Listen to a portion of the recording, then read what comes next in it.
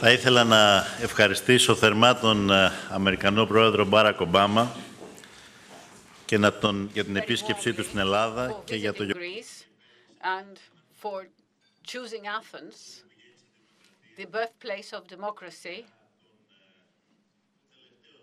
for one of his last stops before concluding his 8-year term as the American president. A presidency during which the image of the United States of America around the world has changed, even in this country, where during the Cold War era, Greek-American relations have accumulated a heavy historic burden, a very heavy historical burden. And I think that it was a historic moment when, during the previous visit of an American president in Greece in 1999, President Clinton recognized the errors of the U.S. as regards the dictatorship in Greece. Because the Greek people do not only relate to the ancient traditions, they have fought, they have shed blood until recently to defend the values of democracy and freedom, which are our common values. Therefore, Greece is now welcoming an American president who, throughout his term in office, has strongly defended these values, who has fought for the rights of all people, irrespective of color, religion, or sexual orientation, who has worked in order to deal with climate change. A president who has integrated millions of Americans into healthcare. A president who has put his strength and his influence behind a humanitarian solution of the great refugee crisis, the greatest after World War II. And I should also like to point out, because this is very important to Greece, this is a president who, when he had to deal with the 2008 economic crisis, has led the American economy on a completely different path than the one that Europe has chosen. 8 years later, the result is more than visible. Quantitative easing, commitment to employment, which was the choice of the United States, have led to impressive growth rates and decline in unemployment. While on the other side, the insistence of European leaders to austerity policies keeps the European economies trapped in stagnation, and it therefore brings about huge political and social problems. And it is in this respect that I had the opportunity to discuss with President Obama the huge challenges that our country, but also the whole of Europe, is dealing with. These are challenges that need to be dealt with collectively, decisively, and effectively. Otherwise, we will be led backwards from a political and a social point of view. We have therefore agreed that for modern societies to have help and hope and aspirations is the only reply against the increasing trend in skepticism and inward looking, which is a threat to modern democracies. The international community, when trying to avoid historic mistakes of the past, saw this issue clearly when, in 1953, and with the assistance and support of the United States of America, they settled the German debt and they linked it to a growth clause. Today, the strong Germany, which is the financial powerhouse of Europe, should think in the same manner. Greece and the Greek people have recently had to deal with the harshest consequences of the global and European economic crisis. As an economy and as a society, we have had to experience a program of disastrous austerity, which made the problems more acute instead of resolving them. Within a few years, we have lost 25% of our GDP, while in 2004, unemployment went up to 27%. Today, and despite what we have suffered, we are still standing. We were able, through great sacrifices, to avoid the threats and the threatened disaster, and we are step by step restoring our economy. Today, for the first time in years, we are back to growth. Slowly but surely, we are decreasing unemployment, and we are restoring confidence to the future of the Greek economy. About 18 months ago, although we were a young government, we were asked to take very difficult decisions. And with this opportunity, I want to recognize publicly the role and the contribution of President Obama during those difficult moments, to recognize his moral and political support he gave to my government in the effort to find a political solution.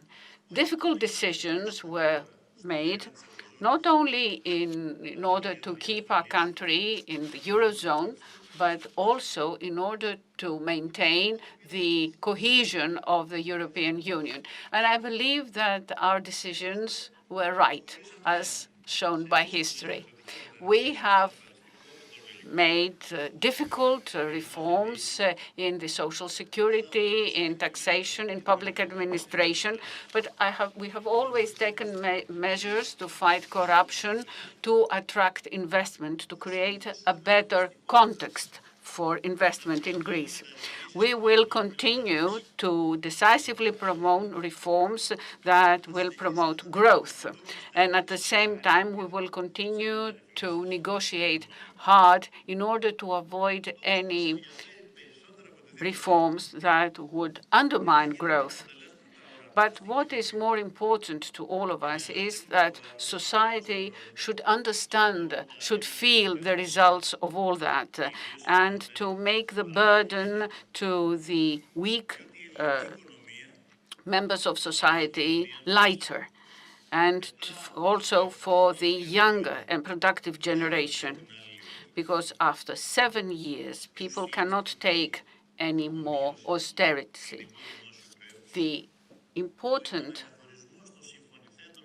reduction of the Greek debt, the reduction of the surpluses which are expected of us in the future, and the participation of the Bank of Greece in the quantitative easing program should be rightfully given to Greece, and the time to do that is now. And from this point of view, I think that it is not only symbolic, but it is also very important that Barack Obama is now in Athens, and in the day after tomorrow will be in Berlin at this very critical point in time when decisions are expected. Decisions that would not only concern Greece, they concern Europe and therefore the global economy. Cooperation and solidarity are necessary requirements in order to bring about the solutions that will once again bring stability to the European integration and bring it back to the track of growth. And in relation to that, President Obama and I discussed a number of important issues, such as the continuation of our bilateral economic and business cooperation. More specifically, the important potential for investments in Greece in a series of sectors such as energy, tourism, agro-food, research, and technology. We also discussed the future where Greece, with its important shipping power, can become an important transit center for trade, transport, and energy, linking Europe to Asia and to North Africa.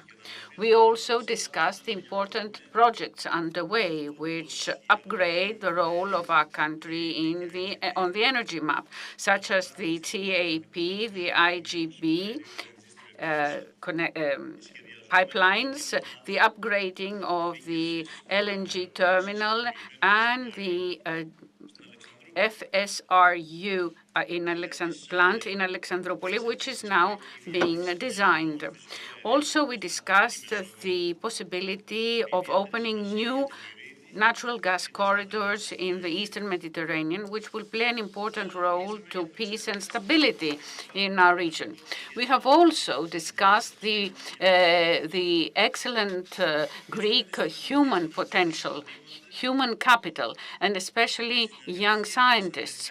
We have stressed the huge potential opening for the cooperation between the American and the Greek business communities in the fields of innovation and startup companies in Greece.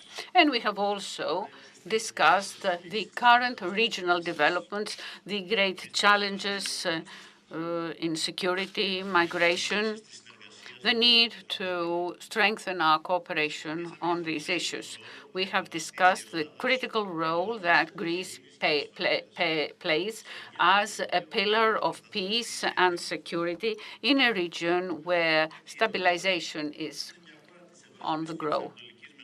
It's a country of Europe, of the Eastern Mediterranean, of the Balkans, of the wider Black Sea neighborhood, which steadily promotes bilateral and alongside Cyprus, the tripartite cooperation with all the countries of the region on the basis of international law. A country which is using its role as an active member of the EU and NATO to promote peace, stability, and security in the region, and which is gradually strengthening its role in order to promote border security and cooperation against terrorism. A country which, despite its financial difficulties, has offered support to hundreds of thousands of refugees who arrived on its shores. A country when the Balkan corridor was unilaterally closed, and despite the pressure exercised on it to violate our common values, still insists that the only way to deal with the refugee issue is respect for international law, cooperation with transit countries and countries of origin, and dealing with the origins of migration, with the reasons of migration. And in this framework, we have discussed the importance of implementing the EU-Turkey agreement and continuation of NATO operations in the Aegean. We have stressed the needs to do whatever possible to promote peace and stability in Syria, Iraq, and Libya. The hardship, the fighting against civilians should stop, and terrorism should be fought decisively. We have also stressed the need to restart the credible talks on the Middle East issue. And in this framework, I have underscored my commitment to dialogue and cooperation with our neighboring Turkey, a country that plays an important role for the future of our region. But I still stressed that the promotion of these important relations can only take place on the basis of mutual respect without threats of war and questioning of sovereign rights. And of course, we have discussed the Cyprus issue, the need to find a fair and viable solution on the basis of UN resolutions and compatible with the fact that Cyprus is an EU member state. We have therefore expressed our support to the very important, critical, bi-communal talks which are underway. Tomorrow I will be meeting President Anastasiadis, who will be in Athens. We need to be very careful at this very critical point in relation to these talks, because important issues are still pending.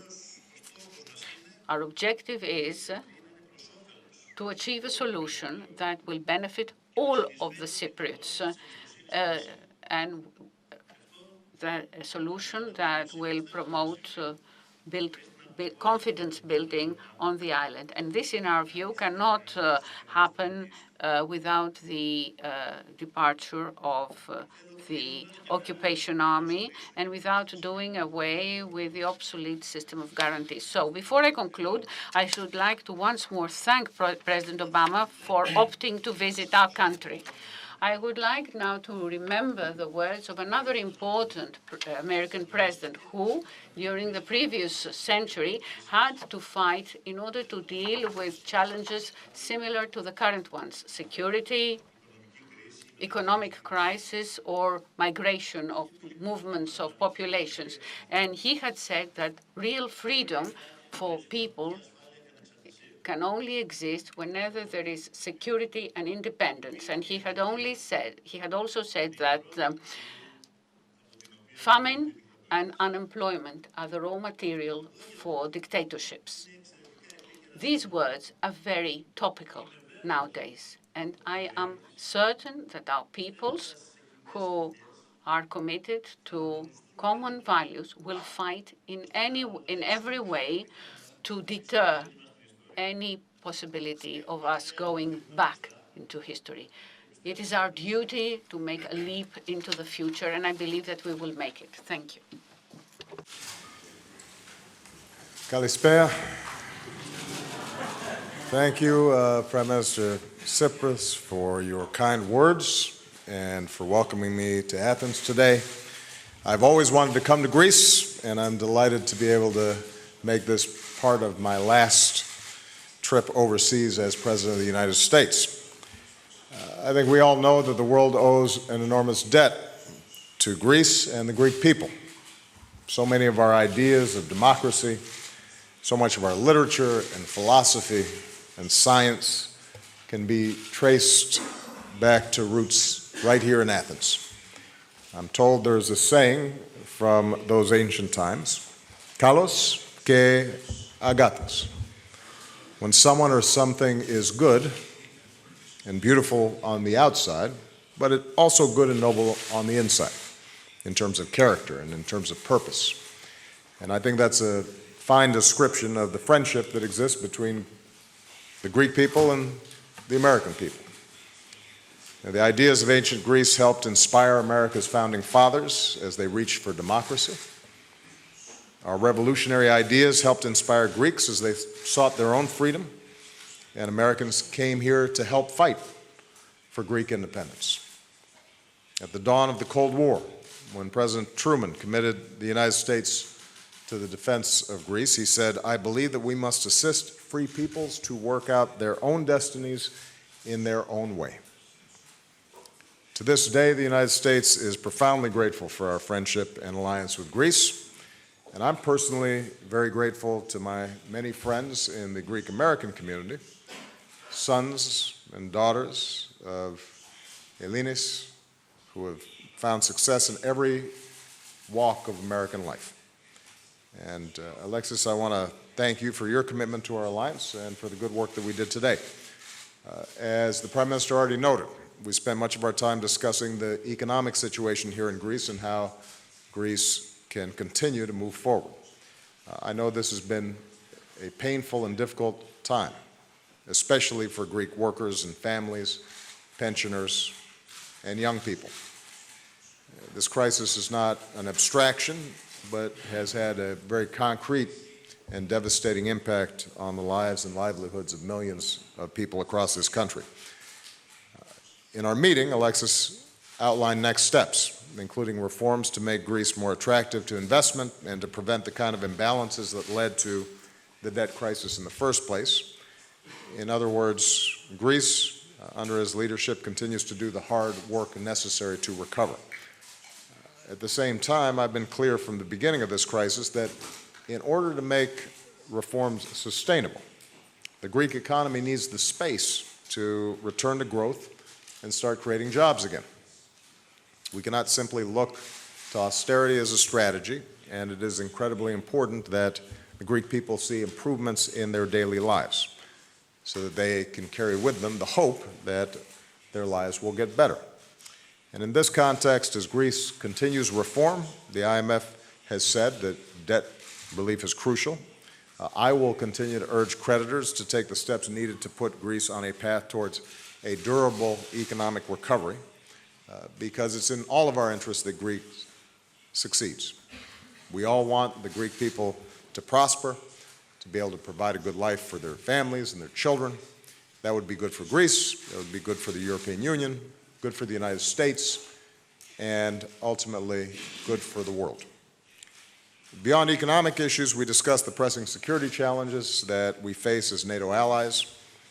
I want to take this opportunity to commend Greece for being one of the 5 NATO allies that spends 2% of GDP on defense, a goal that we have consistently set, but not everybody has met. Greece has done this even during difficult economic times. If Greece can meet this NATO commitment, all our allies should be able to do so. We also discussed the need to continue sharing intelligence to help prevent terrorist attacks, the importance of keeping sanctions, including EU sanctions, in place until Russia's fully implemented the Minsk agreement along with Ukraine. As I did privately with Alexis, I want to thank the Greek people publicly for their humanitarian response to the crisis of so many migrants and refugees seeking safety in Europe. Greeks, especially on the islands, have shown extraordinary compassion, and they've rightly earned the admiration of the world. Again, Greeks have done so even as they faced their own great economic hardships, and that's a testament, I think, to their solidarity and commitment to treating people with kindness and fairness. Prime Minister Tsipras has made commitments to increase housing for unaccompanied children and to improve access to education for children who are migrants and refugees. And in these goals, it's an obligation of the United States to help, because this cannot be viewed just as a Greek problem. This is an international problem. And I reaffirmed my support to help in any ways that we can, including reaffirming America's support for the deal between the EU and Turkey that can manage arrivals in Europe in a way that is orderly and humane. Finally, as Alexis mentioned, we discussed Cyprus, where the prospects for a just, comprehensive, and lasting settlement are the best that they've been for some time. It doesn't mean that success is guaranteed, but the possibility of resolving a decades-long conflict is there. And we urge the parties to continue their work. The interests of all Cypriots would be advanced with a bizonal, bi-communal federation. We're hopeful that a solution that's durable, which would create new economic opportunities for all the people across Cyprus, is within reach. And it would be a powerful example to the world of what's possible with diplomacy and compromise. So, again, Mr. Prime Minister, thank you for welcoming me. Thank you for your partnership. The Greek people have gone through some very difficult times, and there's still a hard road ahead. But despite those hardships, Greece has continued to be a reliable ally, has shown true compassion to fellow human beings in need. It's an example of the Greek character. And I'm looking forward to the opportunity to say more to the Greek people in a speech that I'll deliver tomorrow. For now, on behalf of the American people, just let me say that we are proud to count Greece as one of our closest allies and one of our greatest friends. So, ευχαριστώ. Ευχαριστούμε πολύ. Θα περάσουμε τώρα στο σκέλος των ερωτήσεων. We will now proceed to questions. There will be 2 questions from Greek media and 2 questions from American media. First question, Mr. Haritos from ERT, the state TV. Από την ελληνική ραδιοφωνική economy, and to take you 7-8 years back, when you enter the White House, the unemployment, the rates of the unemployment, it was 6%. The next 2 years jumped to 11.6, and today you managed to leave it back with 5%, which is the lowest ever. 4.9. The GDP of your country, you managed to grow it almost 2.6 trillion. So, on the contrary, of course, there is nothing to compare between Greek and United States economy. But on the contrary, Greece, the last 7 years, is following the treatment of the financial institutions, the foreign financial institutions, and we're still in the eye of the storm of the recession. So, in the same time, there is no discussion about the debt relief. So, my question is, how far this economy can go with these reform programs without any discussion of the debt relief? How far this relationship between Greece and the foreign institutions can last? You're right that you can't entirely compare between the United States and Greece for a range of reasons, not just because of the size of the economy. We went through a very severe contraction. We were losing 800,000 jobs a month when I came into office. In fact, the economy was contracting faster than it did during the Great Depression. But we were able to intervene, apply lessons learned, and stabilize and then begin growth again. But I do believe that one of the lessons we tried to apply is that it is important to combine structural reforms and good fiscal stewardship with a growth strategy, because when your economy is growing and more revenue is coming in, that helps relieve debt. And sometimes if your only approach is cutting spending at a time when the economy is contracting, then the economy will contract further and that can add debt. Now, the advantage we had is that the dollar is the reserve currency of the world. Even in the midst of crisis, people were still buying U.S. Treasury bills. We were not part of a broader arrangement like the Eurozone. So it gave us some additional flexibility. But the key lesson that we've drawn from our experience, and it's true that we recovered faster and better, frankly, than most of Europe, is that particularly when the economy is still struggling, putting people back to work, finding ways to spur economic activity, ultimately can help to reduce the structural deficits and debts that countries experience. I think the path that Greece is currently on is the right one. You've engaged in some very difficult structural reforms. And I think the Greek people, although it is difficult and challenging, and the politics of it I know are not good, should appreciate the fact that in this global economy, the Greek economy was going to have to go through some structural reforms. We all do, all the time. The United States has to go through structural reforms in terms of improving our education system, or revamping our infrastructure, or looking at some regulations that weren't properly controlling excesses on Wall Street. So we initiated, or healthcare reform. We had to initiate a whole range of structural reforms. They're not the same as the ones that Greece has had to do, but these were necessary reforms. And the Prime Minister's and his government being willing to move forward on those, I think will lead to Greece being more competitive and a more attractive place for investment in the future.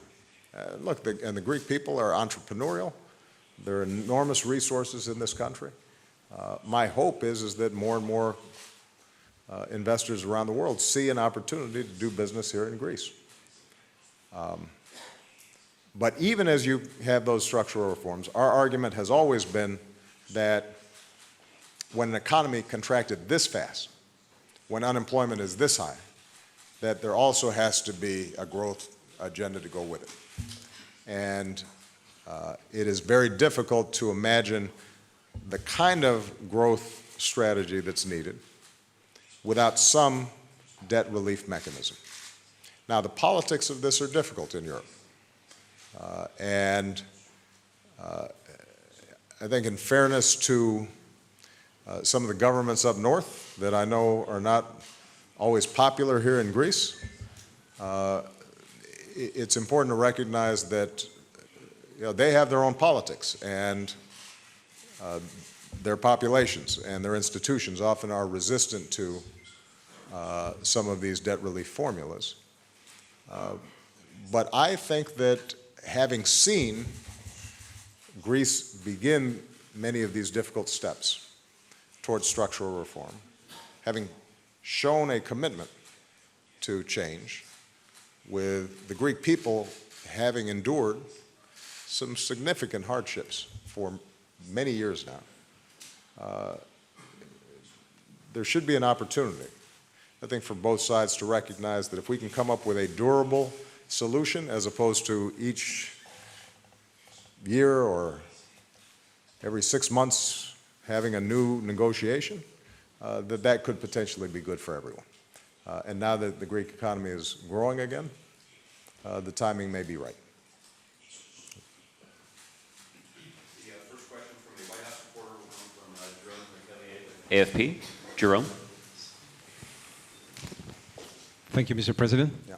A lot of people in Europe are still struggling to understand what happened on November 8 in the United States. Do you believe it's the exact same dynamic as Brexit, which happened 6 months before? And does it have to do with leaders struggling to read the mood of their country? Do you have the feeling that while in power, you underestimated anger or resentment or fear in America? And to you, Prime Minister Tsipras, President Obama has repeatedly said, including today, that Greece should get substantial debt relief. From your conversation with him today, are you hopeful that he might convince Chancellor Merkel to make a move in that regard later this week? No two countries are identical. And obviously, there's a difference between a referendum on a very complex relationship between Great Britain and the rest of Europe and a presidential election in the United States. Presidential elections always turn on personalities, they turn on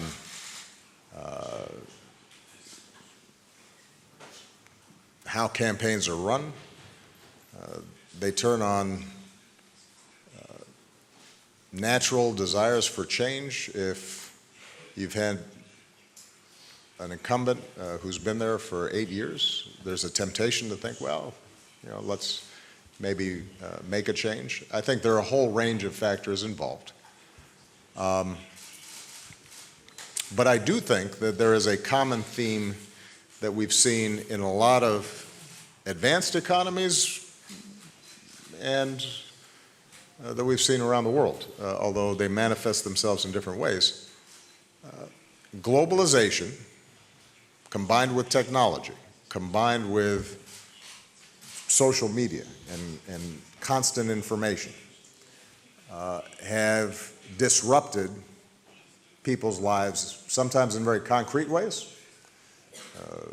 A manufacturing plant closes and suddenly an entire town no longer has what was the primary source of employment, but also psychologically.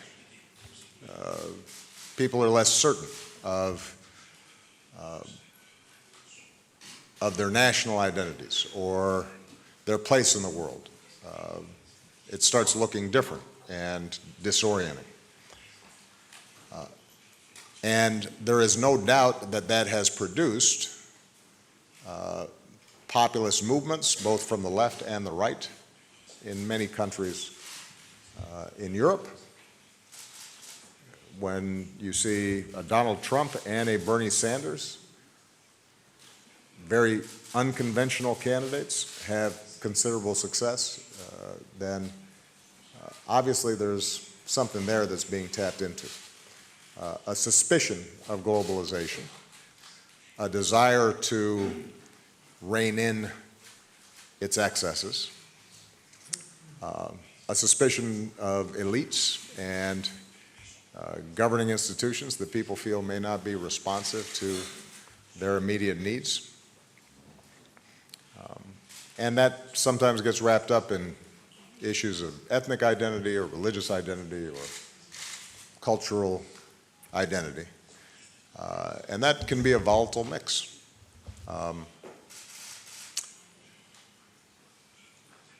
It's important to recognize, though, that those trends have always been there. And it's the job, I think, of leaders to try to address people's real, legitimate concerns and channel them in the most constructive ways possible. Did I recognize that there was anger or frustration in the American population?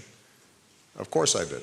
First of all, we had to fight back from the worst recession since the Great Depression, and I can guarantee you if your housing values have crashed and you've lost most of your pension and you've lost your job, you're going to be pretty angry. And so we fought back and recovered, but that left, I think, fear and anxiety in a lot of people, a sense that the economy wasn't as certain as it could be and maybe the game was rigged on Wall Street or by special interests in Washington or what have you. And that's been there. I was also aware of it because of the fact that you've seen some of the rhetoric among Republican elected officials and activists and media. Some of it pretty troubling and not necessarily connected to facts, but being used effectively to mobilize people. And obviously, President-elect Trump tapped into that particular strain within the Republican Party and then was able to broaden that enough and get enough votes to win the election. The lesson I draw, and I think people can draw a lot of lessons, but maybe one that cuts across countries, is we have to deal with issues like inequality. We have to deal with issues of economic dislocation. We have to deal with people's fears that their children won't do as well as they have. The more aggressively and effectively we deal with those issues, the less those fears may channel themselves into counterproductive approaches that pit people against each other. And frankly, that's been my agenda for the last 8 years. I think raising wages, investing in infrastructure, making sure that people have access to good educations that equip them for the jobs of the future. Those are all agenda items that would help alleviate some of those economic pressures and dislocations that people are experiencing. The problem was I couldn't convince a Republican Congress to pass a lot of them. Now, having said that, people seem to think I did a pretty good job. And so there is this mismatch, I think, between frustration and anger. Perhaps the view of the American people is that you just need to shake things up. Time will now tell whether the prescriptions that are being offered, whether Brexit or with respect to the U.S. election, ends up actually satisfying those people who've been fearful or angry or concerned. And I think that's going to be an interesting test, because I think I can make a pretty strong argument that the policies we put forward were the right ones, that we've grown faster than just about any advanced economy. The country is indisputably better off, and those folks who voted for the president-elect are better off than they were when I came into office, for the most part. But we'll see whether those facts affect people's calculations in the next election.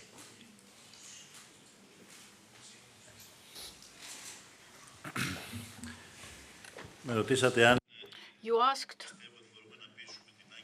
if I believe that Angela Merkel could be convinced to make about which are the necessary steps for the recovery of the Greek economy. Well, my answer is I'm very optimistic, and this for two reasons.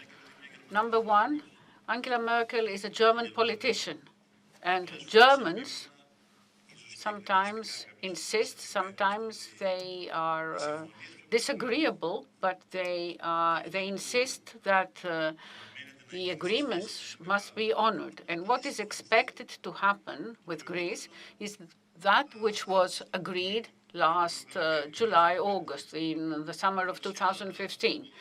That was that as soon as Greece shows that it has decided to proceed with courageous and difficult reforms, that when the first and most difficult review is completed, then decisions will be taken, measures will be implemented to reduce, to provide debt relief to Greece so that Greece can go out into the money markets and for growth to return at a very high rate in the Greek economy. So the first reason for my optimism is that just as the German finance minister used to say, pacta sunt servanda, this is a Latin expression which we sometimes use, although we have learned not Latin but ancient Greek in our schools.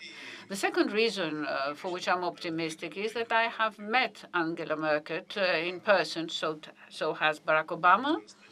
We were very close together during the period of the huge refugee crisis.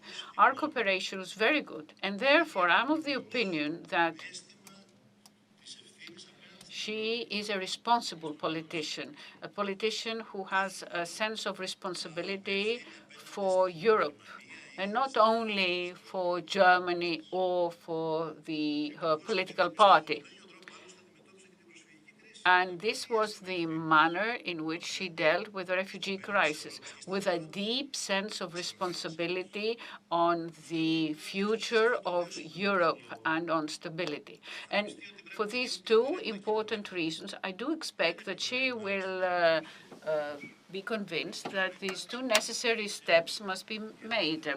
Two steps that will not be a burden to German taxpayers, so that Greece can become not a member or a part of the problem, but a part of the solution for security, for growth, and for solving the refugee issue, for which Greece plays an important role. And that is why I'm optimistic, and I expect my optimism to be realized. Mr. Ignatiu from Athens, question number 3. It means a lot for us, for you to be here. My name is Michael Ignatiu. I'm the correspondent in Washington for Ethnos newspaper and Mega TV. You said many times, Mr. President, that the way the Europeans handle the economy the economic crisis, had the opposite effect. And also, you talk many times against the austerity. And of course, you are right. Why, in your opinion, you didn't succeed to convince the Europeans to follow your way?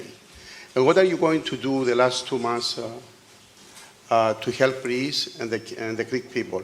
Also, I have a short question about Cyprus. Both of you talk about Cyprus, and it's a dear issue for me because I born in Cyprus. How can you convince the President of Turkey to end the occupation of Cyprus, Mr. President? Well, let me take the second question first. This is ultimately a negotiation between Cypriots, Turkish Cypriots and Greek Cypriots. And the good news is that you have two leaders who seem genuinely committed to finding compromises and an approach that would serve both their peoples well. If, in fact, you can see a meeting of the minds between them, then the issue will be, can we make sure that all of us, the international community, Turkey, Greece, the United States, support that agreement in a way that can be ratified by both sides. And we've invested a lot of time. Vice President Biden's been actively involved in this. We are encouraged by the progress that's been made. I think there's a window in the next few weeks, months, where this issue was actually resolved.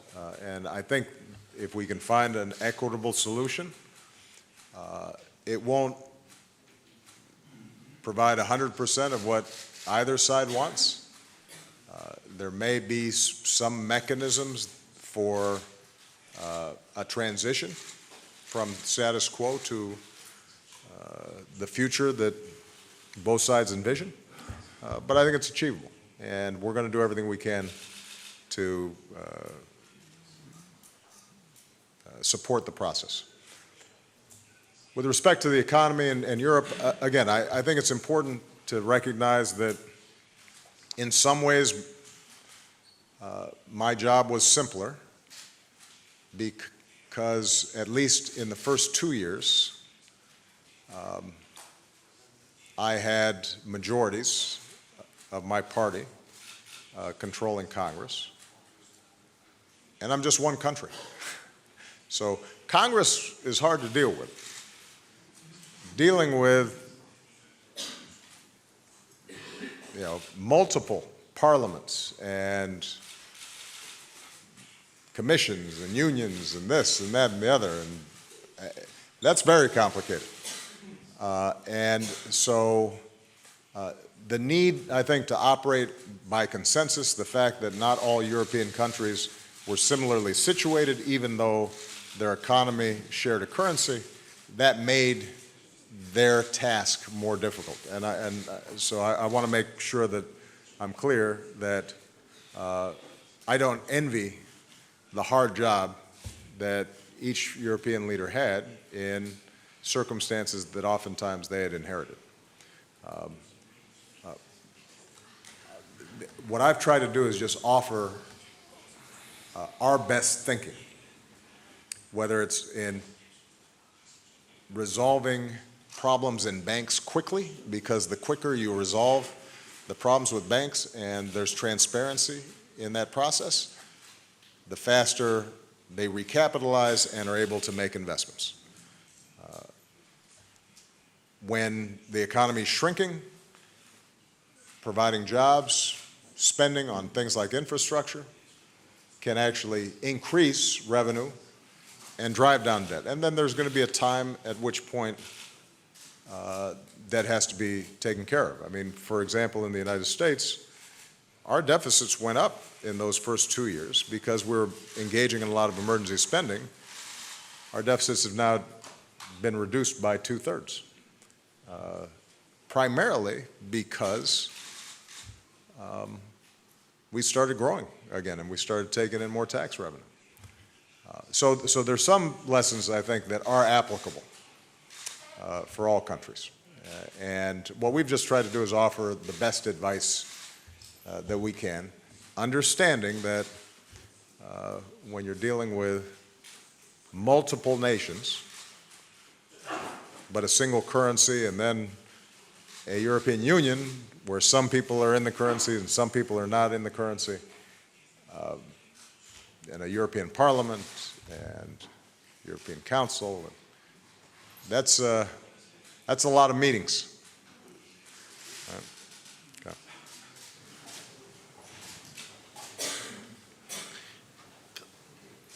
Θα συμφωνήσω απόλυτα με όσα...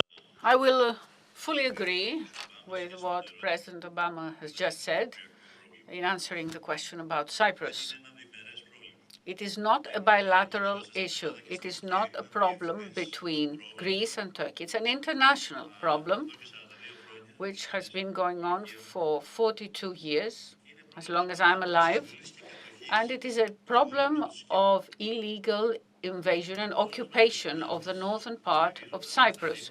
We make our best. We do our best to encourage both sides to help them reach a fair and equitable and sustainable solution. In my first visit to Cyprus as a prime minister, I tried and I did meet over and above the leaders of the Republic of Cyprus, a number of representatives of the Turkish Cypriot community, and I think that that was the first time that a Greek prime minister was meeting with them. We are interested in making sure that the people of Cyprus will be able to live in a reunited Cyprus where they are free, where there's a democracy, freedom, and Cyprus is a member of the European Union. So I would like to make it clear that as regards Greece, we are in favor of a solution. We stand by the side of President Anastasiadis, who is making the effort, and we are only ready to discuss with Turkey the part which is relevant to us. That is the guarantees, because since 1959, since 1960, this obsolete issue of guarantees also concerns Greece. But Greece is not the country which has occupied and illegally invaded and illegally occupied Cyprus. So I believe that a fair and sustainable solution means a solution without the permanent presence of Turkish troops on the island. And at the same time, I think that the best guarantee for the Cypriot people to feel safe is the potential of a fair and sustainable solution. And if this happens, things will change not only for Cyprus, but for the wider region in general and for Greek-Turkish relations. This is how we are proceeding. I believe that, yes, President Erdogan plays an important role, but it is not my responsibility to convince him, Mr. Ignatiou. The final question will come from Chris Jansen with NBC News. Thank you. Mr. President, ever since the election, there have been protests on the streets of the United States. Mm-hmm. And earlier this year, Matt Lauer asked you if you believed you helped create the environment for Donald Trump to run. And you answered, talk to me if he wins about how responsible I feel about it. I wonder, do you feel any responsibility for the election of Donald Trump? And in the broader context, when you see his election, when you look at politicians like Theresa May, Marie Le Pen, do you believe that it is either a movement away from or an outright rejection of your worldview?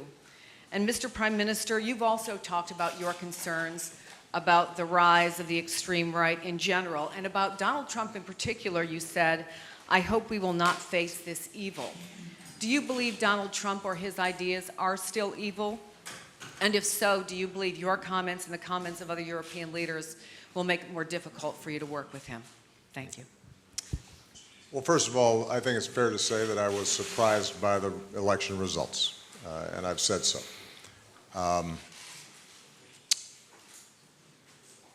I still don't feel responsible for what the president-elect says or does, but I do feel a responsibility as President of the United States to make sure that I facilitate a good transition, and I present to him, as well as the American people, my best thinking, my best ideas about how you move the country forward. To speak out with respect to areas where I think the Republican Party is wrong, but to pledge to work with them on those things that I think will advance the causes of security and prosperity and justice and inclusiveness in America. I think it's important not to start drawing parallels, for example, between Theresa May, a fairly traditional conservative politician who's now prime minister, and Le Pen in France. Those aren't the same. And the situation in each country is different. I do think, as I said before, that history doesn't move in a straight line. It zigs and zags and sometimes goes forward, sometimes moves back, sideways. I think at times of significant stress, people are going to be looking for something, and they don't always know exactly what it is that they're looking for, and they may opt for change, even if they're not entirely confident what that change will bring. As you know, throughout my presidency, I'm sure as a matter of convenience, I generally haven't paid a lot of attention to the polls. But since your question is directly related to the notion of a rejection of my worldview, last I checked, a pretty healthy majority of the American people agree with my worldview on a whole bunch of things. And I know that that begs the question, well, how is it that somebody who appears to have a very different worldview just got elected? As I said, sometimes people just feel as if we want to try something to see if we can shake things up. And that, I suspect, was a significant phenomenon. I do believe, separate and apart from any particular election or movement, that we are going to have to guard against a rise in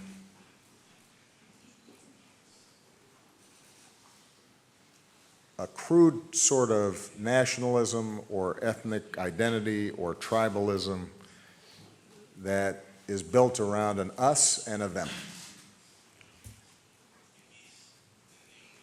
And I will never apologize for saying that the future of humanity and the future of the world is going to be defined by what we have in common, as opposed to those things that separate us and ultimately lead us into conflict.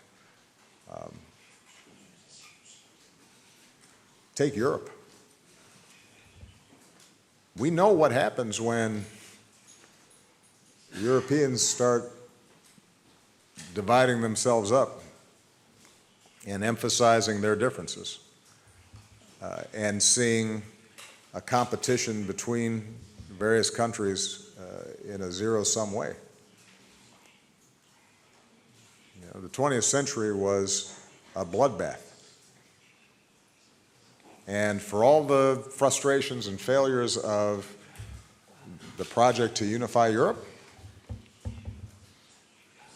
the last 5 decades have been periods of unprecedented peace, growth, and prosperity in Europe. In the United States, we know what happens when we start dividing ourselves along lines of race or religion or ethnicity. It's dangerous. Not just for the minority groups that are subjected to that kind of discrimination or, in some cases in the past, violence, but because we then don't realize our potential as a country when we're preventing blacks or Latinos or Asians or gays or women from fully participating in the project of building American life. So my vision's right on that issue. And it may not always win the day in the short term in any particular political circumstance, but I'm confident it'll win the day over the long term. Because societies in which we are able to unify ourselves around values and ideals and character and how we treat each other and cooperation and innovation ultimately are going to be more successful than societies that don't. That's my strong belief. And I think I've got pretty good evidence to prove it.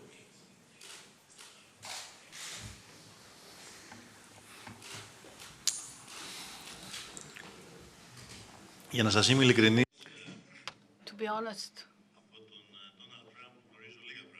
I know very little of Donald Trump.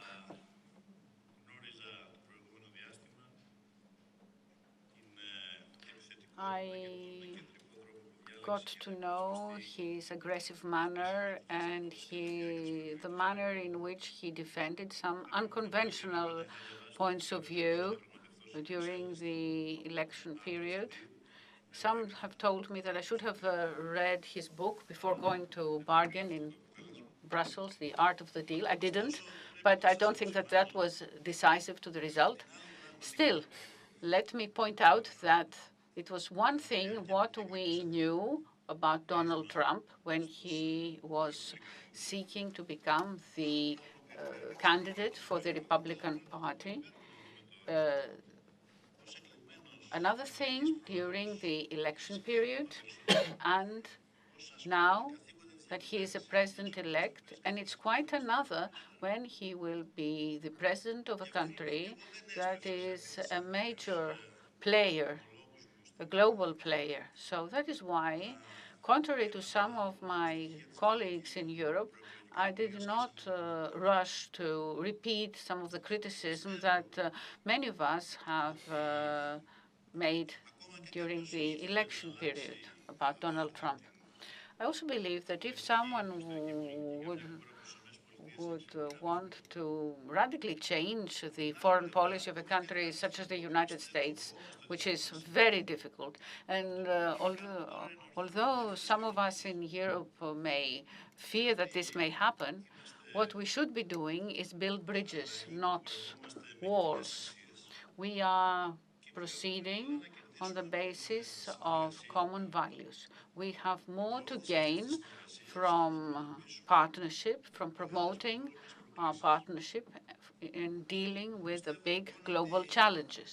I therefore believe that in the near future, not much is going to change in the relations between EU, Greece, and the United States of America. These are relations that were forged under very difficult conditions and rely on the common values of our people. Thank you, my friend.